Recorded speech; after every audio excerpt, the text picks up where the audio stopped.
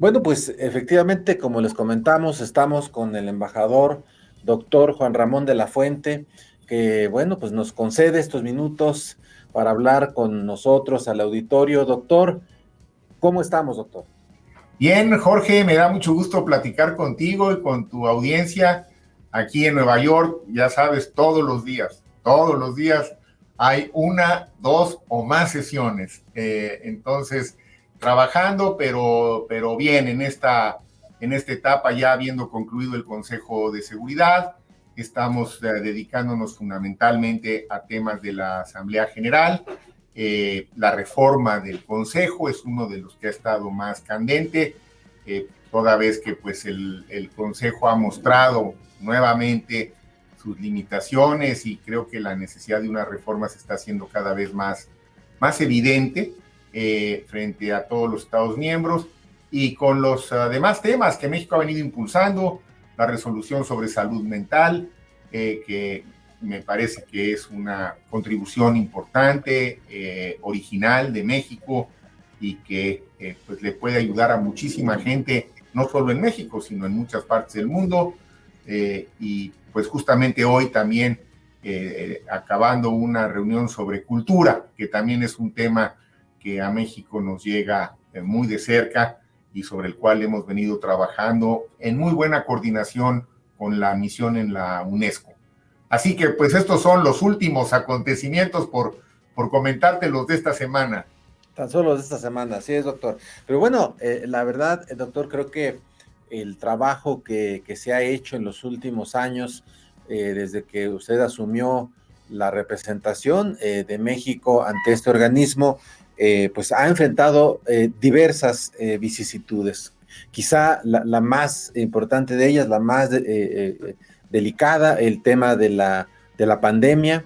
Primero, doctor, me gustaría preguntarle, ya ha anunciado usted que después de la asamblea de septiembre, usted regresa a México, a sus actividades como académico en la Universidad Nacional Autónoma de México.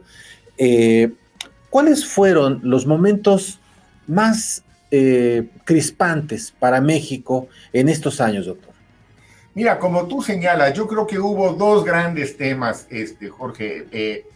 La pandemia en 2021, fundamentalmente, 2020-2021, y la invasión de Rusia a Ucrania en 2022. Fueron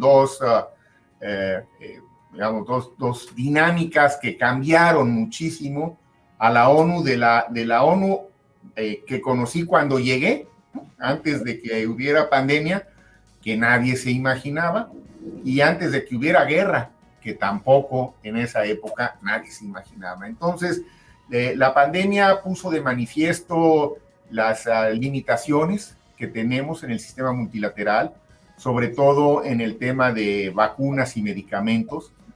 Creo que es justo decir que México jugó un papel muy importante en la resolución que platicamos en aquella época. México impulsó en la Asamblea General, justamente anticipando que vendría esta crisis de vacunas y medicamentos, porque las vacunas iban a llegar, aunque todavía no existían. Creo que fue una iniciativa que permitió que hubiera consecuencias buenas. El mecanismo de COVAX, entre otros, fue un resultado colateral de esa resolución, que después no funcionaron muy bien estos mecanismos. Hay razones de las cuales debemos aprender. No funcionaron muy bien porque no llegaron los recursos, porque los países ricos acapararon la producción, no permitieron que hubiera más producción en otros países y acapararon también durante una buena temporada la distribución. México, a través de la Cancillería, fundamentalmente se logró mover, yo diría que hombre, no en el escenario ideal, pero razonablemente bien, y finalmente fuimos de los países que tuvimos acceso a medicamentos, a vacunas fundamentalmente de manera oportuna, aunque no en la medida que hubiéramos querido. Pero esto pasó en todo el mundo, o sea, fue un fracaso en cierta forma del sistema multilateral que, a pesar de la resolución que planteó México, no pudo implementar los mecanismos que se requerían para evitar lo que en buena medida pasó, que los países ricos sí tuvieran acceso a las vacunas y los países pobres lo tuvieran a cuentagotas, y algunos de ellos muchos meses después de que ya la pandemia había, digamos, alcanzado un nivel prácticamente universal. Bueno, entonces esta fue una experiencia muy complicada y que pone en evidencia una debilidad del sistema multilateral. Y el rol también de México, ¿no? Como un país que tiene voz y que tiene voto en el concierto de las naciones, dirían los clásicos, ¿no? Así es, Jorge. Esa resolución que impulsamos es la resolución, hasta antes de esta última de salud mental, que fue por consenso.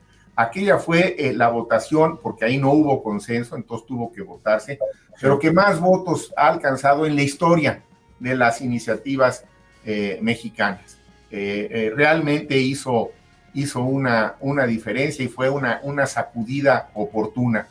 Insisto, bueno, después ya los mecanismos para implementar las mecánicas, al final se atoran en donde casi siempre se atoran las cosas, Jorge, que es a la hora de los recursos, ¿no? Porque aquí de algún lado tienen que salir los recursos, y el compromiso del sistema multilateral es que los países con más recursos pues ayuden, sobre todo en esas circunstancias, a los países con menos recursos. Pero bueno, eso fue en lo que podíamos decir toda la dinámica de COVID y los estragos que hizo, evidentemente, en la economía, en las situaciones de conflicto y en acentuar las desigualdades, en la deuda que contrajeron muchos países. Y ahí también tendríamos que decir que México sale bien librado. Después del COVID, México es uno de los países que sale económicamente mejor librado, porque se tomó una decisión acertada y porque tuvimos la posibilidad de tomarla por la fortaleza de nuestra economía, que fue no contraer más deuda. Hoy, parte de las grandes secuelas que ha dejado el COVID es que los países no tienen, muchos, manera de pagar esa nueva deuda contraída, y se está viendo la manera de que pueda haber una gran reestructuración en el sistema financiero internacional. No sé si se vaya a lograr. No sé, doctor, perdón que le interrumpa, pero quizá desde mi punto de vista la parte más débil, ¿no? que deja la pandemia en el ámbito internacional por parte de México es digamos que no tenemos todavía como país la capacidad para reaccionar de manera rápida y generar vacunas. Y la pregunta va en el siguiente sentido. Hacia el futuro, frente a un escenario, digamos, como el de el COVID-19, ¿México está preparado o necesitamos ponernos las pilas para que tengamos una mejor respuesta, sobre todo, insisto, para poder generar una vacuna propia? Eso está dado mucho con Patria. Sí, que finalmente entiendo, no traigo el último dato del desarrollo, pero entiendo que finalmente se logró. A ver, aquí yo lo que te diría, porque hay mucho que hacer en México, como en todos los países. Yo creo que ningún país finalmente estaba preparado para enfrentar la pandemia. Pero la gran lección, en mi opinión, es que para la siguiente pandemia que va a llegar, y por eso hay un nuevo proyecto de resolución que se está trabajando de preparación para las próximas pandemias, tiene que haber una respuesta global. Es decir, algo que debe de quedar muy claro es que los problemas globales, como es una pandemia, no pueden solamente tener soluciones locales o regionales. Tiene que haber soluciones globales para los problemas globales, pero para ello se requiere voluntad política, se requieren compromisos específicos de los países. El espacio para hacerlo es la plataforma multilateral, el sistema de Naciones Unidas, y ahí es donde se tiene que hacer el mayor de los esfuerzos. Y claro, que cada país haga su parte, pero de nada serviría que un solo país hiciera su parte si no está de alguna manera en coordinación con el resto del mundo. porque una pandemia nos rebasa a todos, es decir, a los ricos y a los pobres. A los pobres les pega más, como siempre, en esta cosa tan injusta que tenemos. Por eso, la solidaridad que no funcionó, los compromisos que deben establecerse de antemano para que no nos vuelva a pasar que caemos en una situación en donde no estamos preparados porque políticamente no tomamos las decisiones oportunas. Porque fíjate, la única que estuvo a la altura de la pandemia fue la ciencia. La ciencia nos dio una lección fantástica. En menos de 9 meses había elaborado ya vacunas efectivas que estaban listas, pero que no usamos bien porque políticamente, diplomáticamente, financieramente no fuimos capaces de tomar las decisiones oportunas. Y las farmacéuticas, ¿no? Que son una cosita complicada. Acuérdate, Jorge, cuando hace ya muchos años, cuando yo fui secretario de Salud, que logramos sacar en México el mercado de los medicamentos genéricos, que pues enfrentamos realmente el poder de las farmacéuticas. Afortunadamente esa batalla se ganó, pero tienes toda la razón. En fin, eso es la pandemia. Ahora, si quieres, vamos al otro gran tema, que fue pues la guerra. La guerra, qué cosa tan terrible, ¿no, doctor? A estas alturas de la vida, con tanto conocimiento, con un aparente acceso al conocimiento a través de Internet, pareciera que la gente está más esperanzada en ver un TikTok, en ver un mensajito de 15 segundos sin acceder a la gran información que ahora tenemos como antes, y ahora en una guerra. Qué triste, ¿no, doctor? Sí, muy triste, y en una guerra, Jorge, debo decirte que yo desafortunadamente no le veo todavía para cuándo. Yo creo que es una guerra que va a durar un largo tiempo, que ya generó toda una economía de guerra. Entonces otra vez empezamos ya, también hay con problemas adicionales. Claro, lo más importante en una guerra, y en todo diría yo, son las vidas y las personas. Y esa ha sido siempre la posición de México, es la agenda social de México, ¿no? México no es una potencia económica, no tenemos pactos militares, somos un país pacifista, y nuestros temas están en la prevención y en el cuidado de las sociedades, de las personas. Pero no hay que ignorar que ahora en la guerra hay factores económicos que están jugando también ya un peso específico muy, muy grande, que dificultan la posibilidad de una tregua que yo en este momento pues no veo en el horizonte, porque además los dos bandos tienen la convicción de que pueden ganar, y mientras esto siga siendo así, pues nadie está con el interés de pactar algún tipo de tregua. Pero aquí también, a ver, ¿qué fue lo que pudo hacer México? Desde luego, como miembro del Consejo de Seguridad, pues cuando llegó el momento de hacer la condena a la invasión, en este caso por parte de la Federación de Rusia a Ucrania, pero era la condena de un país, de la invasión de un país soberano sobre otro país soberano, que violaba la Carta de las Naciones Unidas, violaba el derecho internacional y violaba también los principios constitucionales de México en materia de política exterior. Entonces, claro que lo que hicimos fue una condena clara y enérgica, porque además, pues México ha experimentado en carne propia el costo de 4 invasiones por fuerzas extranjeras, una de las cuales nos costó casi la mitad de nuestro territorio. Entonces, pues hubo una respuesta inmediata al respecto. Y lo que pudimos hacer, que también me parece que tuvo su mérito en su momento, fue junto con Francia impulsar la primera resolución de carácter humanitario para apoyar a la población que estaba sufriendo los efectos de la guerra. Los millones de desplazados internos y de refugiados, en su mayoría mujeres y niños, y las regiones que habían quedado incomunicadas y en donde era absolutamente urgente que empezara a llegar ayuda humanitaria, bueno, yo creo que esa resolución impulsada junto con Francia, que no pudimos pasar en el Consejo porque nos la iba a vetar Rusia, pero que la llevamos a la Asamblea General y también logró ser adoptada por un margen muy, muy amplio. Y bueno, ha permitido que pues, la ayuda humanitaria llegue de una manera más razonable a ciertos lugares donde hay enormes necesidades. De todas maneras, las pérdidas humanas han sido muy cuantiosas entre la población civil y ya no digamos entre los efectivos militares que, pues aunque se distinguen en las guerras unos de otros, al final todos son vidas humanas, Jorge. Todos son totalmente, doctor, totalmente. Oye, doctor, y ahí en ese tema de Rusia, hay voces que critican el papel jugado por México y que a veces lo veían como muy cargado hacia Rusia, cuando a todos luces se trataba de una invasión.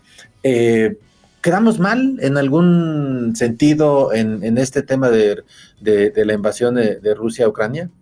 No, Jorge, fíjate que no, porque fuimos muy consistentes. En primer lugar, la condena se hizo en tiempo y forma, y por ahí están las grabaciones. Por cierto, todas las intervenciones que tuvimos en el Consejo de Seguridad, todas están grabadas y están al alcance de quien quiera verlas, y se graban directamente del webcast de la ONU. Es como si ahorita alguien está grabando lo que estamos hablando, seguramente, pues no lo puedes editar. A ver, esto es como es, ¿no? Yo claro, digo lo que digo y tú preguntas lo que preguntas, ¿no?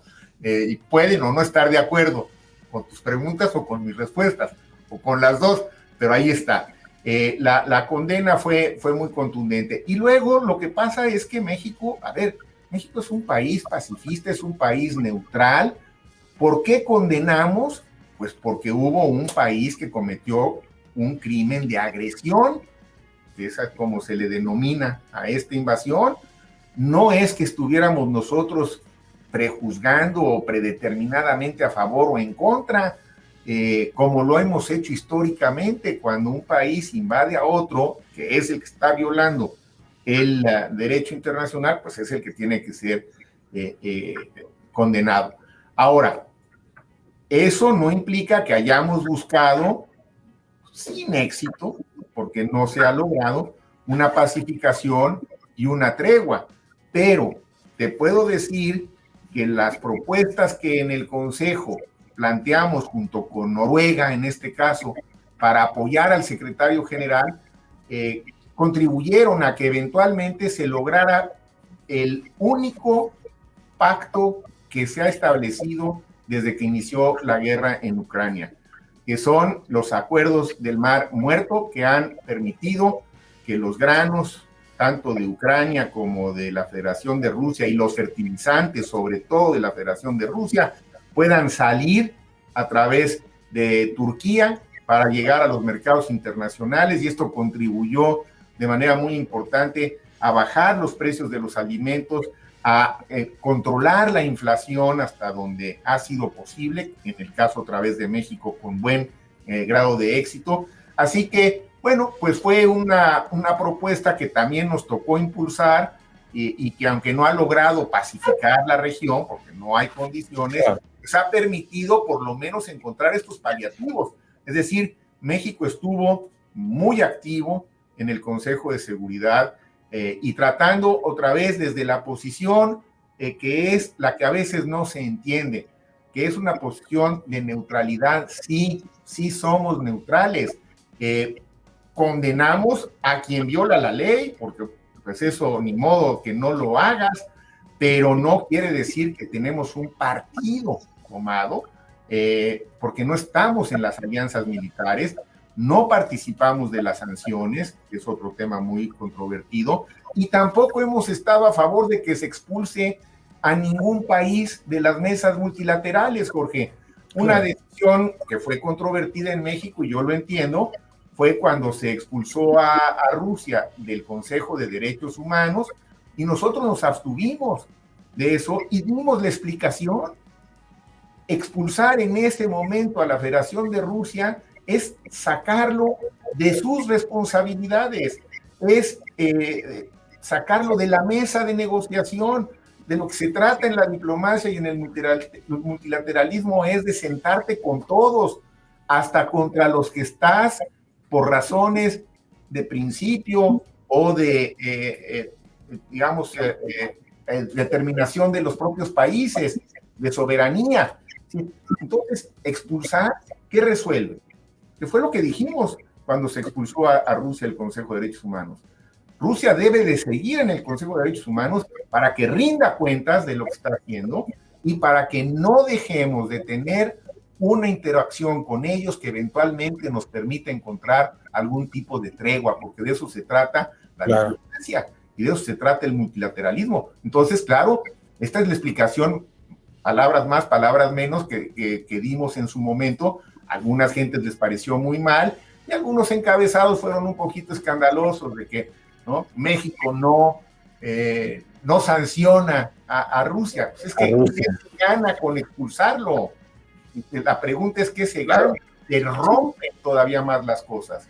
Digamos, en términos generales, el papel de México y que usted encabezó fue que México no tomó partido en la ONU, no solo en el caso de Rusia, la invasión a Ucrania, sino en general, ¿no? Creo que esa es la tónica, de no tomar partido México en el concierto de la ONU, ¿no, doctor? No, a ver, no tomar partido, déjame matizarlo, Jorge, si me permites, porque al final, cuando tú condenas a algo o a alguien, pues estás tomando partido, ¿no? Pero yo les pongo como ejemplo lo de la neutralidad como un juez, ¿no?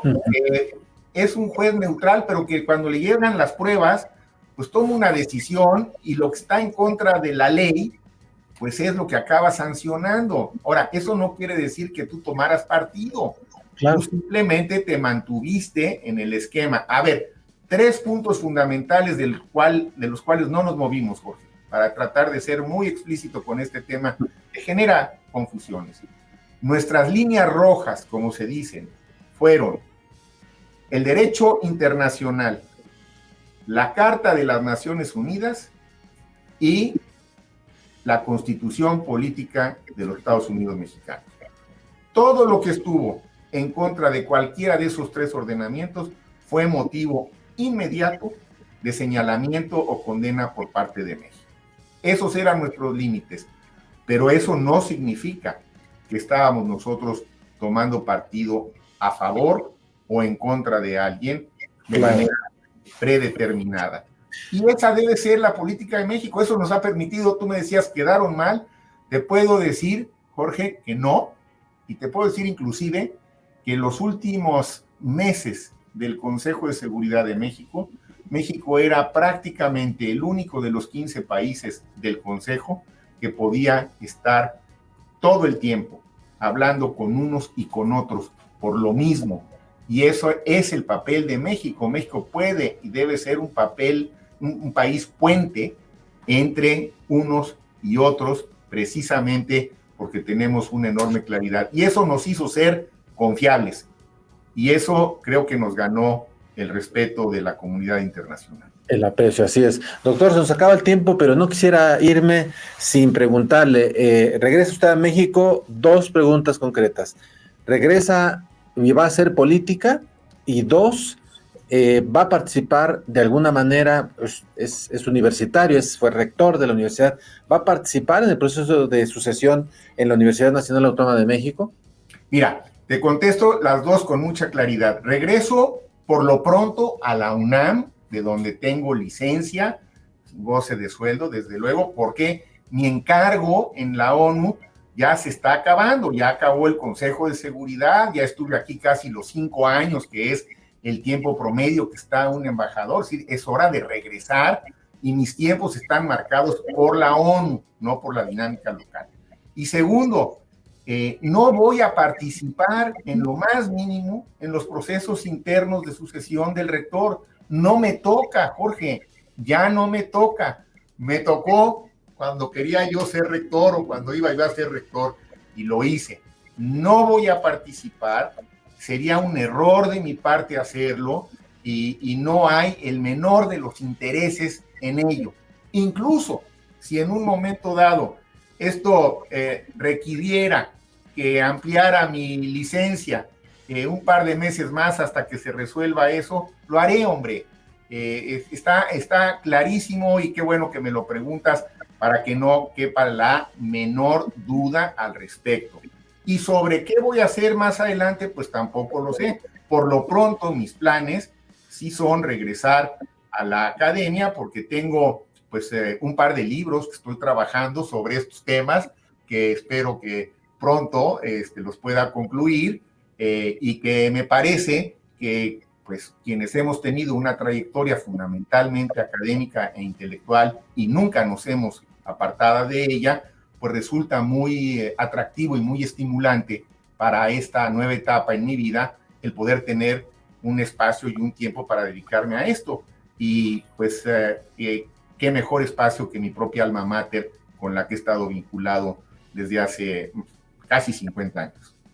Y el año que entra será un año de gran efervescencia política. ¿Veremos a Juan Ramón de la Fuente? Ya lo platicaremos, vamos a ver. Yo no hago planes a largo plazo porque en la vida eso pues casi nunca funciona. Pero por lo pronto concluyo esta etapa, trataré de concentrarme en lo que te he dicho, sin meterme en ningún tipo de dinámica interna de política universitaria, porque ya no me toca. Yo además llevo muchos años fuera y más adelante pues vamos a ver cómo evoluciona la política del país. Yo sí soy de los que creo que México tiene que seguir adelante en la transformación. Yo sí estoy convencido que la transformación es necesaria para México y si en un momento dado soy requerido para contribuir en algo en lo que yo me sienta capaz y convencido de hacerlo, pues lo platicamos con mucho gusto. ¿Del mismo partido o del partido que sea, sin poner...? No, acuérdate que yo nunca he militado en ningún partido.